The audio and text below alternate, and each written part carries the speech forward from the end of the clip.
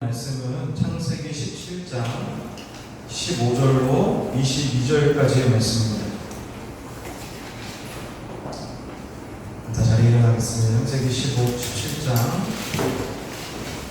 15절로 22절까지 말씀. 우리 교독하시고 마지막 22절은 함께 읽겠습니다. 하나님이 또 아브라함에게 이르시되 내 아내 사레는 이름을 사레라 하지 말고 사라라 하라. 내가 그에게 복을 주어 그가 내게 아들을 낳게 하며 내가 그에게 복을 주어 그의 여러 민족의 언어가 되게 하리니 민족의 여러 마음이 그에게 선하리라. 아브라함이 엎드려 웃으며 마음속으로 이르되 100세 된 사람이 어찌 자식을 낳을까? 사라는 90세니 어찌 출산하리요 하고. 아브라함이 이에 하나님께 아뢰되 이스마엘이나 하나님 앞에 살기를 원하나이다. 하나님이 이르시되 아니라 내 아내 사라가 내게 아들을 낳으리니 너는 그 이름을 이삭이라 하라.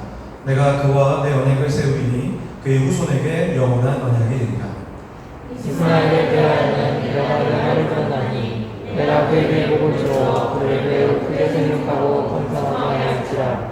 그가 12주를 낳으리니 내가 그를 큰 나라가 되게 하리라. 내 언약은 내가 내년 이 시기에 사라가 내게 낳은 이삭과 세우리라. 함께 읽겠습니다. 하나님이 아브라함과 말씀을 맺히시고 그를 떠나 올라가셨더라. 아멘. 기도하겠습니다. 하나님, 우리 청년들이 세상 사람들은 코로나라서 어떻게 예배드리냐 이렇게 말씀 이야기하는 가운데서도 하나님 말씀을 듣고 하나님 만나고 하나님 경험하기 위하여 이 자리에 모인 우리 청년들입니다. 우리 청년들을 축복하시고 이 땅에서 코로나 걸리지 않을 뿐만 아니라 우리 청년들이 어디서든지 믿음으로 승리할 수 있는 능력의 그리스도인이 될 수 있도록 인도하여 주시옵소서. 특별히 우리 말씀을 통해서 우리가 믿음이 굳건히 세워져 나가는 걸 믿습니다. 우리 청년들 말씀을 오늘도 들을 수 있는 귀와 하나님의 은혜를 주시고 또 하나님 이 말씀을 듣고 이 땅에 가서 살아갈 수 있는 능력 또한 하나님 허락하여 주시옵소서. 오늘 그 예배 가운데 주님께서 말씀하시고 또 인도하시는 믿사오며 예수 그리스도의 이름으로 기도했습니다. 할렐루야. 네, 안녕하세요 여러분.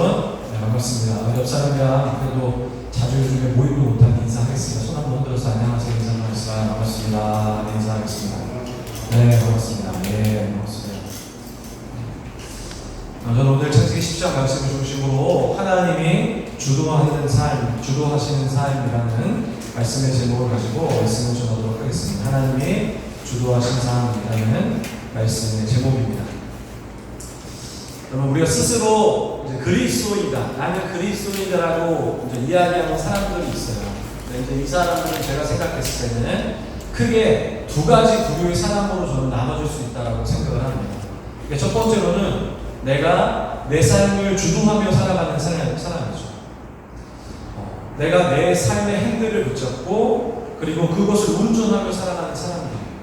그런데 이 핸들은 무엇에 달려있냐면은 크게 네 가지에 달려있어요. 첫 번째로는 우리의 경험, 그리고 우리의 지식, 그리고 우리의 생각, 그리고 우리의 감정이다. 그러니까 이런 사실로 인해서 우리가 자신의 삶의 그 운전대를 잡고서 살아가는 사람, 이 그리스도인이라는 한 부류의 사람이라고 이야기할 수 있다는 거죠. 두 번째로는 하나님께 내 삶을 맡겨드리고 하나님이 내 삶을 주도하도록 이렇게 올려드리는 사람이라는 거죠. 이 사람에게 가장 중요한 것은 무엇이냐면 이거죠. 하나님 말씀이며 그리고 그 말씀에 순종하는 태도라고 이야기할 수 있다는 거죠. 자, 여러분에게 한번 제가 물어보겠습니다. 그렇다면 어떻게 살아가는 것이 좋죠? 어떻게 생각하십니까? 그러니까 여러분은 아마 제 머릿속으로 당연히 설교하니까 목사님 얘기하는 답이 정해져 있지 생각할 수 있겠지만 그렇지 않습니까?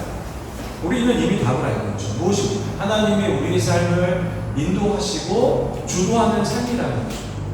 근데 여러분 어떻게 생각하십니까? 근데 제 생각으로는 실제로 그리스도인이라고 스스로 얘기하면서 이렇게 살아가는 사람은 그리 많지가 않다는 거예요.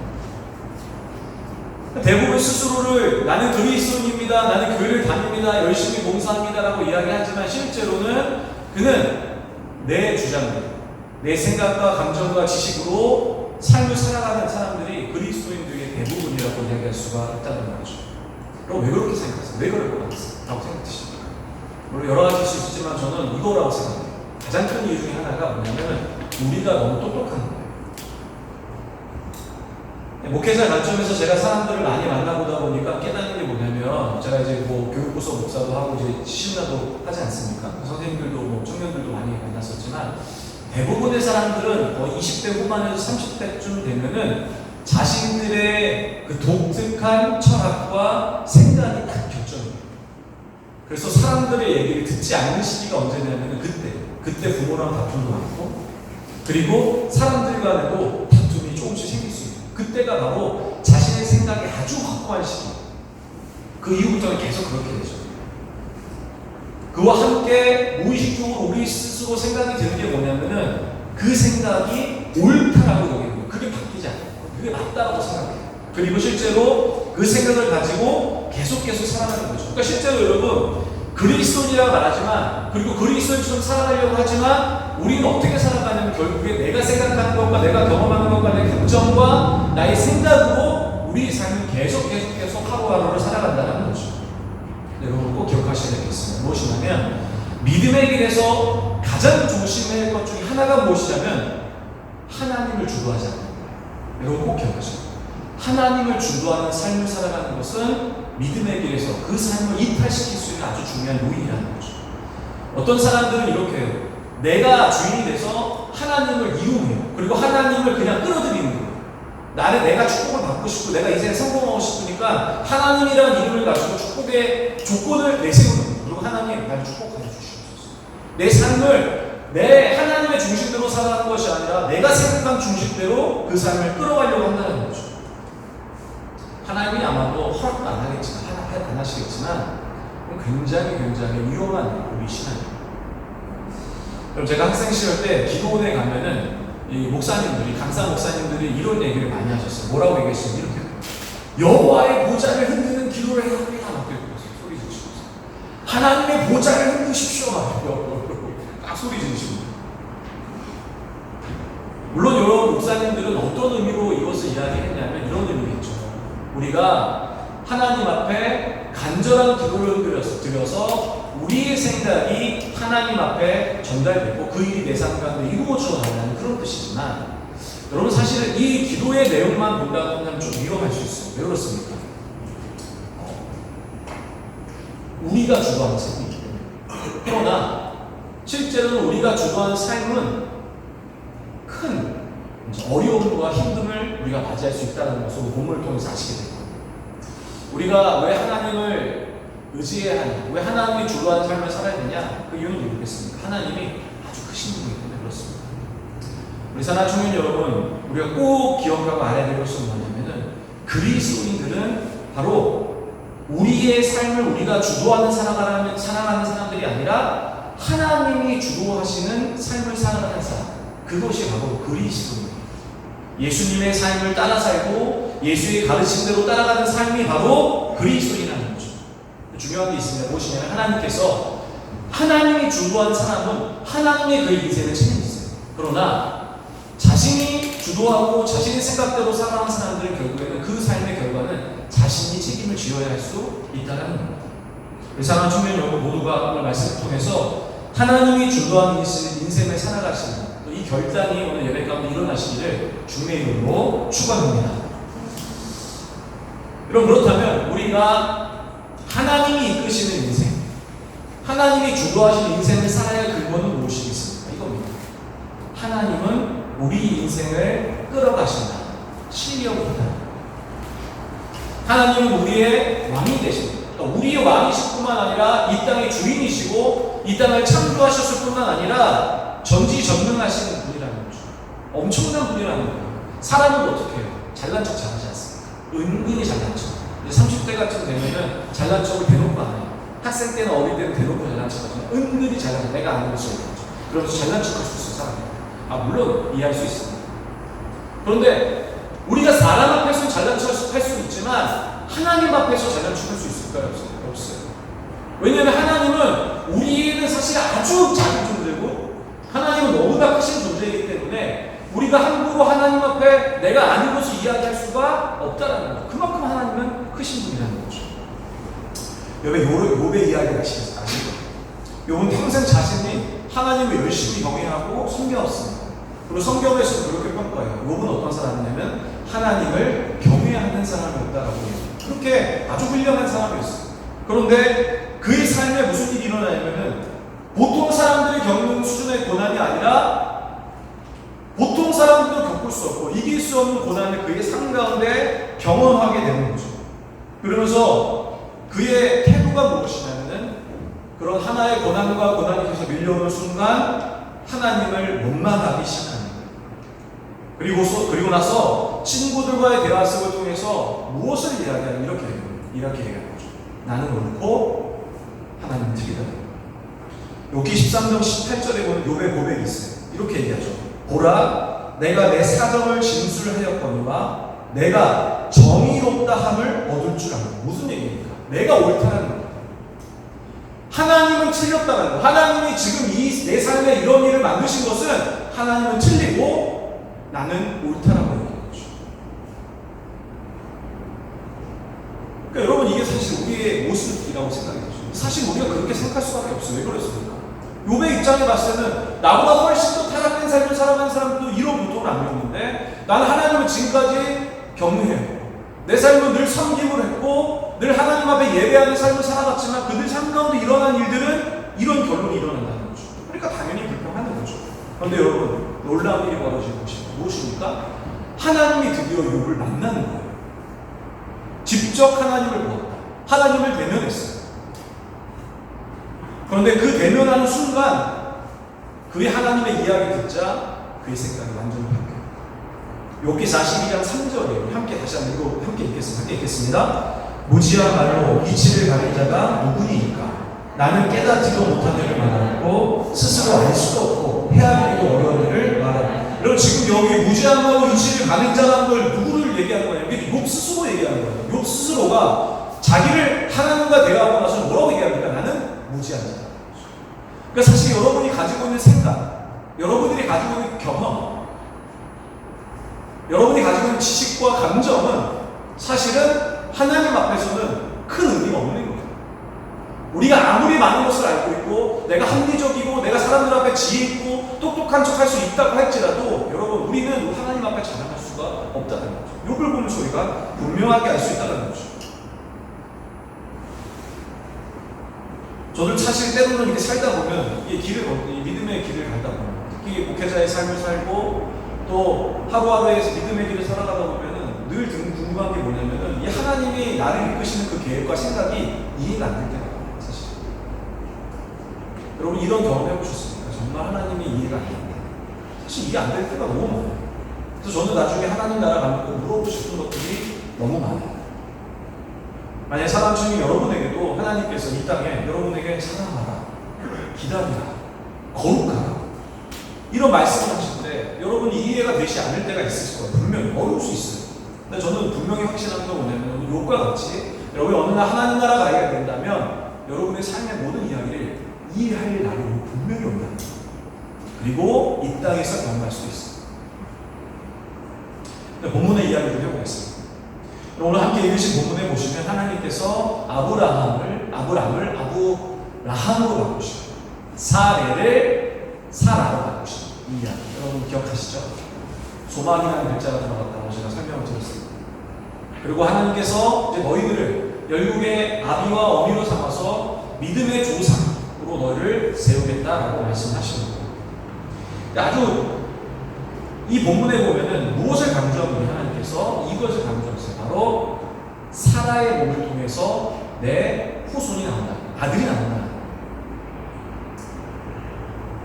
만약 여러분 삶 가운데 여러분 이런 일들이 보게 된다면 어떤 생각이 드시겠어요? 예를 들면 이런 거예요. 여러분의 집에 계시는 할머니가 혹은 여러분의 그 고향에 계시는 그 할머니가 90세가 되셨는데 아이를 가진다고 생각해보세요. 여러분 어떻게 생각하시겠습니까? 이해가 되십니까?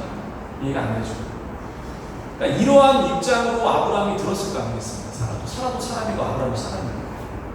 그래서 아브라함이 하나님이 이렇게 말씀하시니까 아브라함이 이렇게 말합니다. 창세기 17장 17절에 보니까 이렇게 얘기합니다. 아브라함이 엎드려 웃으며 마음속으로 이르시되 100세 된 사람이 어찌 자식을 낳을까? 사라는 90세니 어찌 출산하리로? 이렇게 얘기하는 거죠. 그럼 이상하게 어떤 사람 얘기를 했고요. 하나님이 딱 말씀을 하신 거예요. 그러자 아브라함이 하나님이 워낙 능력이 하나님이고 위엄의 하나님이 있는데 그 말씀을 듣자마자 어떻게 했냐면 엎드린 거예요.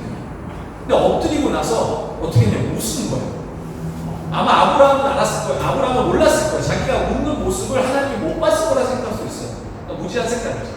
웃고 나서 고개를 숙이고 웃고 났는데 속으로 생각한 거예요. 속으로 이렇게 생각한 거예요. 뭐라고 말했습니까? 어떻게 내가 100세고 그리고 내 아내가 90세인데 99세고 지금 90세인데 어떻게 아이를 낳느냐? 불가능하다는 거예요. 그리고 나서 아브라함이 하나님 앞에 이렇게 이야기해요. 17장 18절에 함께 읽겠습니다. 아브라함이 이에 하나님께 아뢰되 이스마엘이나 하나님 앞에 살기를 원한다. 여러분 요거를 좀 이해하기가 어려울 수 있어요. 말에 조금 어감이 안 들어서 제가 공동번역으로 한번 같이 함께 읽겠습니다. 그러면서 하나님께 이스마엘이나 당신의 귀염을 받으며 살게 해달라고 정하자. 무슨 얘기입니까? 하나님, 저는 어차피 아이를 가질 수가 없어요. 그러니까 하나님, 제가 이미 낳은 아들 이스마엘을 좀 예뻐해 주세요. 그러니까 여러분 이 말의 의미 속에 무슨 말이 담겨 있겠습니까? 아브라함은 이스마엘을 아낀 거예요. 예뻐한 거죠. 그런데 하나님이 어땠다는 겁니까? 안 예뻐한 거예요. 쉽게 말해서.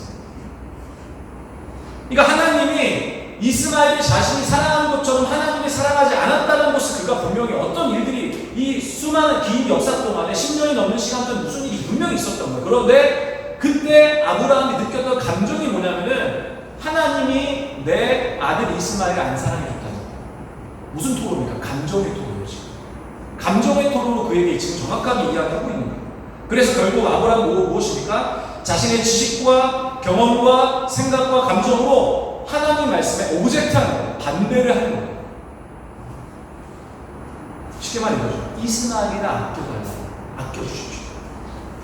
이 어감이 있어요. 실제 히브리 어감. 이스마엘이나 아껴주십시오. 그 굉장히 기분적으로 감정적으로 상한 표현이죠. 그러니까 이걸 지금 하나님 앞에 얘기를 하는 거죠.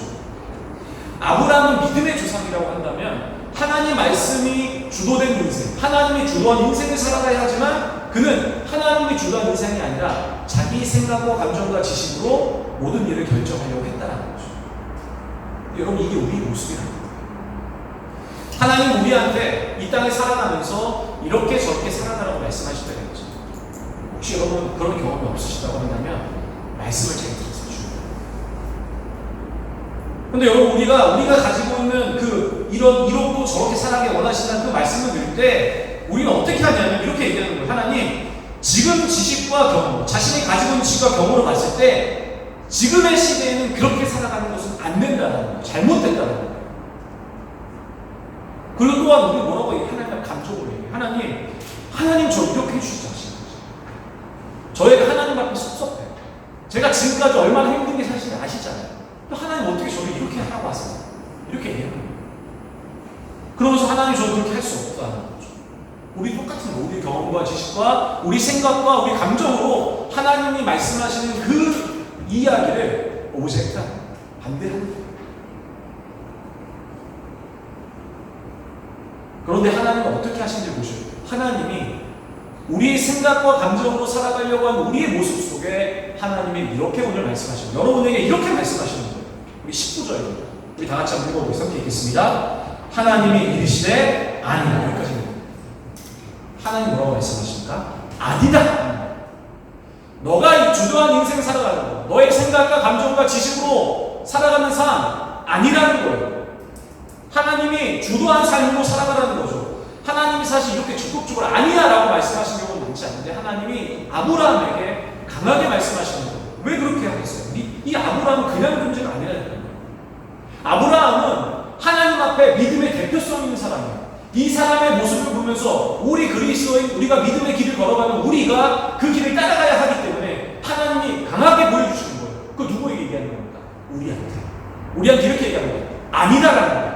너가 주도한 인생 아니라는 거예요. 너가 너의 생각과 감정으로 살아가는 삶 아니라는 거예요. 너가 주도한 삶 살지 말고 내가 주도하는 삶을 살아가라고 분명히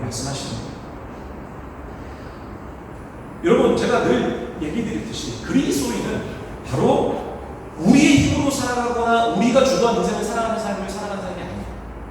예수님을 따르는 삶을 이야기 드리는 거죠. 우리가 그렇게 살아가야 된다는 거죠. 여러분 CCC의 교재에 보면은 그리스도는 크게 두 가지로 나와요. 첫 번째 뭐냐면은 한 부류의 사람은 세상적인 그리스도 이렇게 표현해요. 그리고 한 부류의 사람은 성령의 그리스도 이렇게 표현해요. 이 전도 교재에 보면 CCC 전도 교재 이런 얘기예요. 그러니까 이 얘기 들으면서 우리가 안도할 수 있는 게 뭐냐면 여러분이 안도할 수 있는 게 뭡니까? 우리가 주도한 인생을 살아가는 사람들이 그리스도인이 아닌 건 아니라는 거예요. 제가 100% 공감할 수는 없지만 어쨌든 이런 얘기. 하나님이 주도한 인생이 아니라 내 생각으로 살아가는 사람들도 그리스도인이 있다는 거예요. 연약한 그리스도인. 근데 이 CCC에서 하는 교제에 설명하면 이렇게 표현해요. 자신의 인생의 왕자에 자신이 앉아있고 예수님은 왕자 밑에 있는 사람. 이렇게 표현해요. 세상적인 그리스도. 그럼 우리는 세상적인 그리스도입니까? 아니면 성령의 그리스도입니까? 우리가 돌아가야 된다는 거죠. 여러분 실제로 그렇다면 도대체 그러면 하나님이 주도하는 삶, 주도하시는 인생을 살아가는 사람들은 도대체 어떤 사람인지 그러니까 너무 피상적일 수 있잖아요. 그래서 제가 직접 아주 실제적인 얘기를 좀 드려보려고 합니다. 어떤 사람을 하나님이 주도하신 인생을 살아가는 삶이라고 이야기하냐는 거죠. 여러분이 너무 뻔한 대답이라고 생각할 수 있지만 이게 진리예요. 무엇이냐면 이겁니다. 하나님이 주도하신 인생을 살아가는 사람은 두 가지가 있습니다. 첫 번째는 뭐냐면은 예배와 말씀에 집중하는 사람. 그리고 두 번째는 그 말씀대로 살아가는 사람이라는 거죠. 여러분 사람들 중에 이런 얘기하는 사람이 있어요. 왜 아브라함의 구약시대 때는 하나님이 나타나셔서 직접 말씀하셨는데 왜 나한테는 말씀하지 않으시냐 이런 질문을 하는 사람도 있어요. 그러니까 하나님은 안 계시다 이렇게 표현하는 거죠. 그러니까 그때 구약에 계셨을지 모르지만 지금 우리 시대는 안 계신다라고 생각하는 거죠. 그럼 정말 그렇습니까? 그렇지 않습니다. 우리에게는 하나님의 살아있는 말씀이 이미 있죠. 우리에게 지금도 말씀하고 계시면 그 말씀이 어디 있습니까? 여기 있는 거죠. 여러분의 책상 서고에 있을 수도 있고 여러분의 손 위에 있을 수도 있고 여러분의 가방 속에 있을 수도 있고 여러분이 숨겨놓은 기억도 나지 않는 그곳에 그 하나님 말씀이 있으시죠. 여러분에게 말씀을 아직 않으신 것이 아니라 하나님 말씀은 우리에게 이미 있다라는 거예요. 그러니까 이게 바로 성경이라는 거죠. 그러니까 하나님의 말씀이 이미 우리가 있기 때문에 먼저 그 주도하신 인생을 살기 위해서 가장 먼저 뭐 해야 됩니까? 말씀을 들어야죠. 그게 기본이라는 거죠.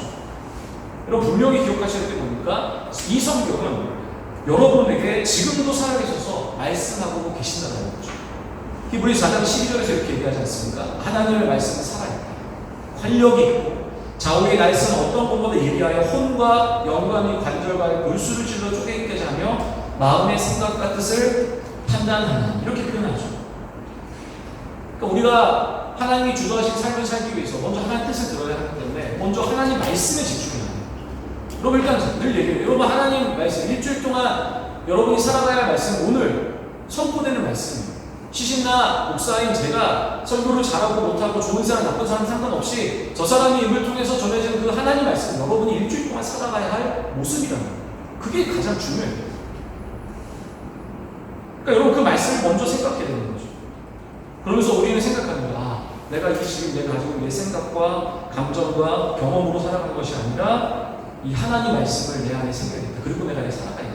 이런 생각을 할 수 있다는 거죠. 여러분 어떠세요? 여러분은 예배 생활에 얼마나 충실하고 계십니까?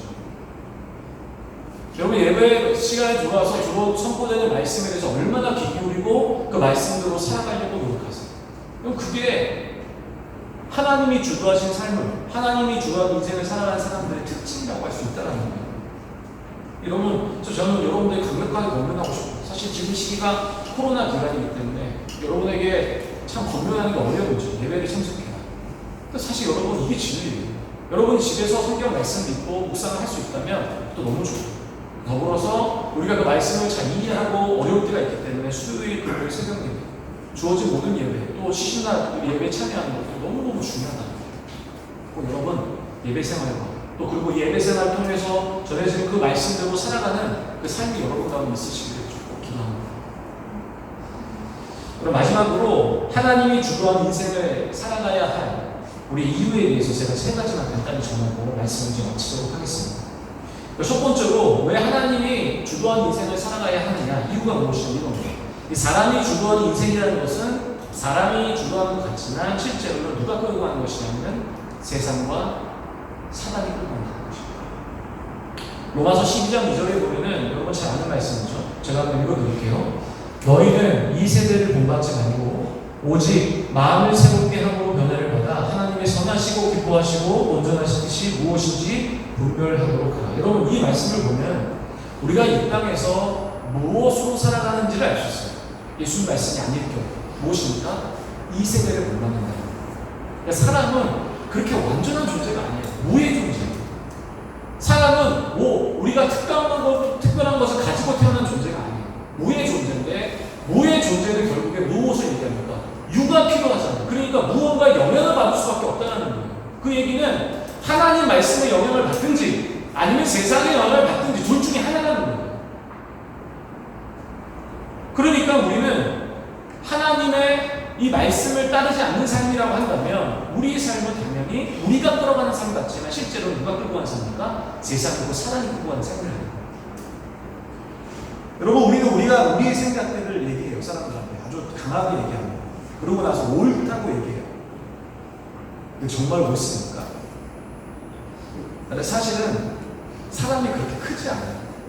사실 사람이라는 존재가 그렇게 아주 뭔가 높은 존재가 아니에요. 사실은 사람이 뭔가 주장할 때는 뭐가 담겨있는지 아세요? 그 사람의 이익이 담겨있어요. 내 이익. 세상은 뭐라고 얘기합니까? 너가 먼저로 가자. 세상은 너가 계산이 1등이라고. 그러다 보니까 뭔가 얘기할 때 뭘 담아놓고 얘기합니까? 내 유익을 담겨. 그리고 나서 내 주장을 한다는 거죠. 우리가 그렇게 수준이 높지 않다는 거죠. 결국 나의 주장은 무엇을 얘기하는 겁니까? 나를 위해라는 뜻이에요. 여러분 두 번째로는 하나님이 주도한 인생을 살아갈 때 우리는 믿음의 길을 끝까지 걸어갈 수 있기 때문에 디모데후서 3장 15절에 보면은 바울이 믿음의 길을 걸어가는 디모데에게 이렇게 이야기를 하죠. 우리 다 같이 한번 읽어보겠습니다. 함께 읽겠습니다. 3장 15절 함께 읽겠습니다.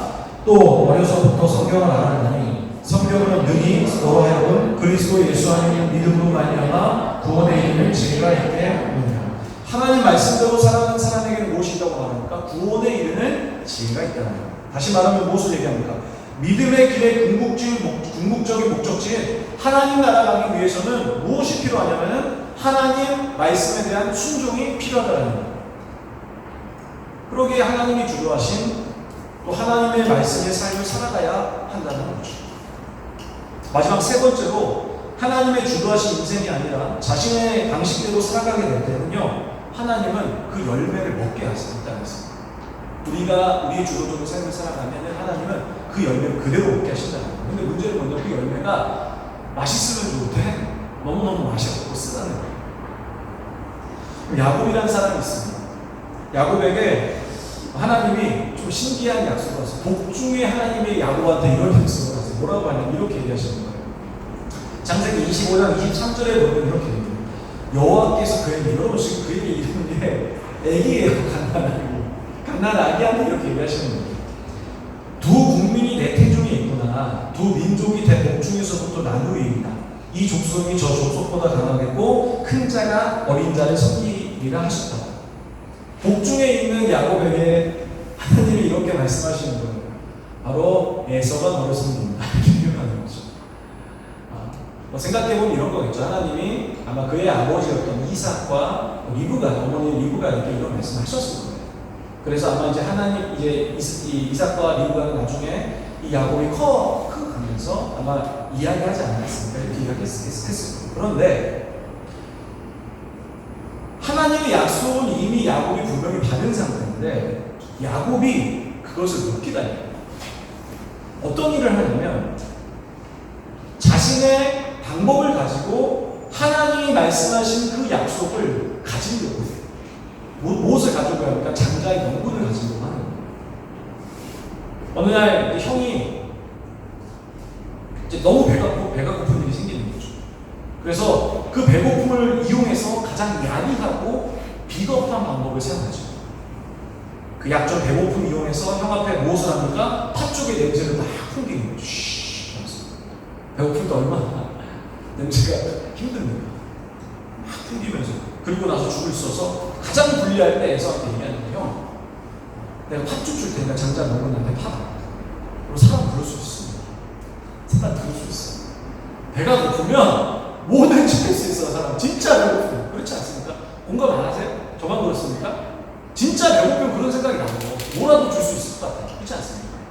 그런데 이것을 이용해서 하나님의 이 영적인 이 장자의 명분을 취하려고 하는 거죠. 어떤 사람들이 이걸 잘못해서 산 사람이 있는데 여러분 이건 분명히 틀린 거예요. 어떤 사람들이 야곱이 그 영적인 복을 받기 위해 무엇이든지 할 수 있었다 막 이렇게 표현하는 이거 아니에요. 왜 그러냐면 하나님은 항상 하나님의 선하신 방법을 이용해서 인정하셨어요.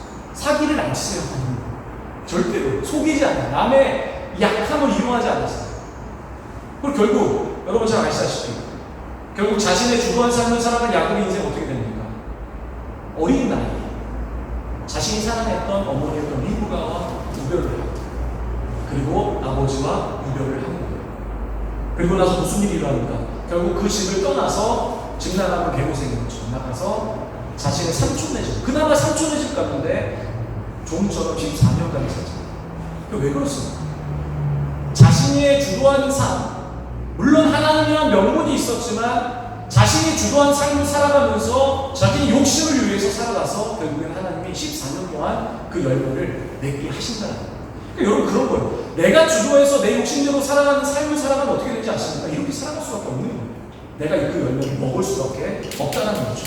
하나님은 자신의 삶으로 주도한 삶을 살아가는 사람들에게 그 열매를 그대로 먹게 하셔요. 왜 그렇습니까? 먹어야 내가 잘못한 수가 알기 때문에 그렇죠. 못 먹으면 모르겠어. 어떻게 됩니까? 그냥 평생 나는 잘하는 줄 알고 살겠죠. 여러분 정말로 우리는 어떤 삶을 살아가야 합니까? 하나님이 주도하는 삶을 살아요. 다시 말하면 하나님 말씀대로 분명히 살아가야 돼요. 근데 여러분 참 안타까운 점이 있어요. 그게 뭐냐면 간단해서 아무리 목사님이 전도사님들이 설교를 해요. 우리는 하나님이 주도하는 삶을 살아야 합니다. 하나님 말씀대로 살아야 합니다. 이렇게 계속 얘기를 하는 거예요. 그런데 문제는 뭡니까? 우리는 여전히도 우리 생각과 우리의 경험과 그리고 우리의 지식과 감정으로 우리는 계속 그 삶을 지속하는 거예요. 어떤 사람들은 자신이 그렇게 살아가는지도 몰라요. 내가 잘 살고 있다라고 착각하는 살아가는 사람들이 너무너무 많아요. 그리고 사실 이 이야기는 어디서 삶을 찾아볼 필요 없어요. 누구의 이야기는 제 이야기죠. 제가 늘 이렇게 설교하지만 저 자신도 항상 어떤지 아십니까? 내 생각대로 해요. 내 경험대로 하고 내 감정대로 하고 내가 지식까지 쌓아온 지식대로 그리고 지금 경험대로 내 모든 일을 처리하려고 하는 것이 제 모습이에요. 오늘 하나님이 저한테 이렇게 말씀하세요. 너 목사야, 너 저 사람 사랑해야 된다. 이렇게 말씀하세요. 계속 가슴을 찔러요. 그럼 제가 하나님 앞에 내 하나님 그렇게 하겠습니다. 이렇게 얘기할 줄 아세요? 안 그래요. 막 제가 이렇게 합니다. 얘기하면 하나님 저 사람을 사랑하면 안 돼요. 여러분 저 사람은 사랑할 만한 가치가 없는 사람이에요. 오히려 제가 만약에 선의를 베풀면은 저 사람 아마 교만해질 거예요. 아마 자기가 잘했다라고 생각할 거예요. 하나님 저 사람 제가 사랑하잖아요. 오히려 하나님 저 사람은 나 무시할 수도 있어요. 그리고 나서 안 사랑해요. 그리고 하나님 오늘 저에게 이렇게 말씀하세요. 변목사야 돈 사랑하면 안 돼. 돈을 사랑하면 안 된다. 이 땅에서는 돈을 사랑하는 것이 아니라 하나님 사랑하면 사랑해야 된다. 이렇게 얘기했어요. 그럼 저는 하나님 앞에 일단 이렇게 해요. 이 문제는 하나님 제가 그렇게 살겠습니다. 그리고 나서는 제가 다른 이야기를 하나님 이 땅에 돈보다 중요한 게 뭐가 있습니까? 이 땅에 살아갈 때 돈이 얼마나 중요한데요, 하나님 제가 그거 이 세상 살다 보니까 이게 너무 중요해서 포기할 때 너무 어렵습니다.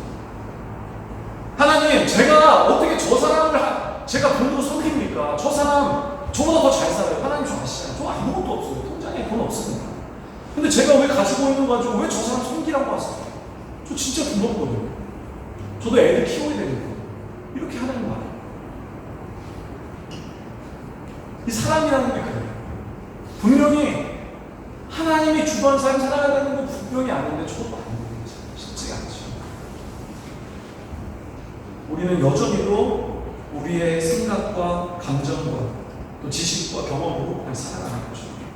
근데 여러분 분명한 것을 기억하시고 오늘 말씀을 기억하면서 하나님이 주도한 삶은 하나님의 끝이지만 우리가 끝인 삶은 우리가 책임지며 살아가야 된다. 우리 사랑하는 청년들, 그리스도인은 바로 하나님이 원하는 삶을 살아야 되는데 그 삶이 뭐냐면 하나님이 주도하시는 삶.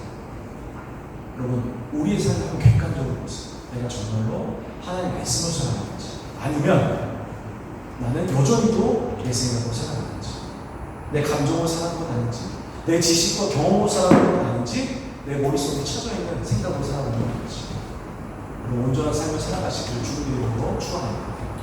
결론을 시켜요. 말씀 정리하면 여러분 오늘 무슨 날입니까? 맥주 감사절이죠. 우리 감사해야 하는 날이에요. 2020년도를 이끄신 하나님 앞에 감사해야 하는 날이에요. 하나님은 이 맥주 감사절에 우리에게 무엇을 하라고 하시냐면 이렇게 말씀하세요. 그리고 나한테 예물을 드리라. 그리고 내 주위에 있는 어려운 사람들을 내가 가지고 있는 것을 가지고 도우라고 말씀하세요. 신명기 말씀하세요. 여러분 생각해보면 우리가 하나님 앞에 감사할 수 있고 또 감사해서 이렇게 실천할 수 있는 것들이 여러분 있겠습니까? 없죠. 상반기 돌아보면 우리에게 어떤 일이 있었어요? 코로나가 있었죠. 우리에게 감사한 일이 있었어요. 어떤 청년들은 만나는데 울면서 취업을 못해서 너무 힘들다요. 어떤 청년들은 아버지가 너무 아파서 힘들다요. 어떤 청년들은 저한테 그런 얘기예요. 하나님, 목사님, 미래가 안 보이고 너무 힘들고.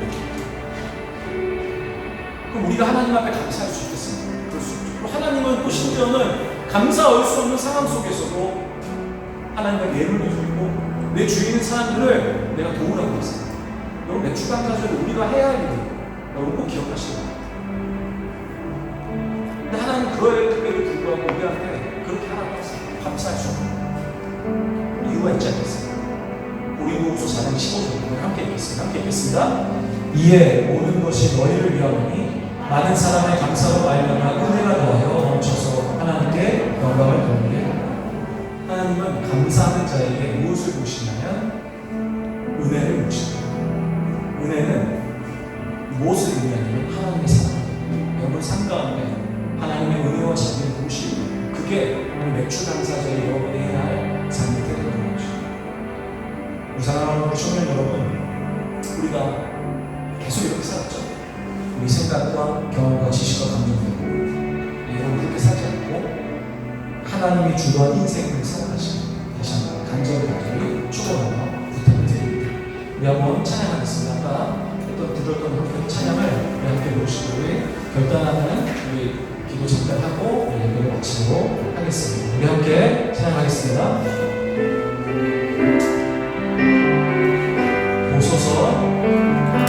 보소서 주님 나의 마음을 나의 나이를 선한 것